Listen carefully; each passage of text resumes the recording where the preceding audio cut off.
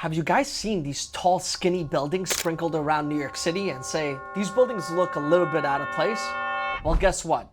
New York City thought so too. Let's talk about the sliver law. Back in the 80s, developers started squeezing these ultra tall, skinny towers into tiny lots all over Manhattan. These so-called sliver buildings shot up 4 or 5 times taller than their actual neighbors, blocking light, creating wind tunnels. I don't know if you guys ever been at a super tall building and just heard a crazy amount of wind slamming against the window.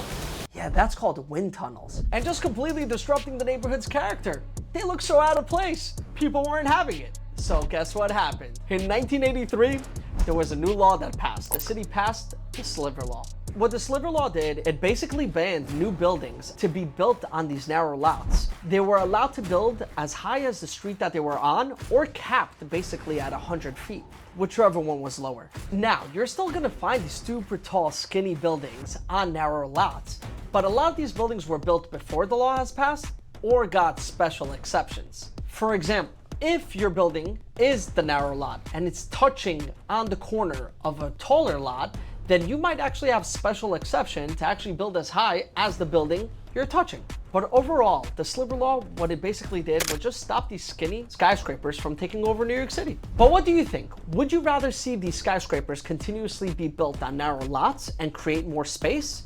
Or would you rather see the neighborhood keep its charm? Let me know.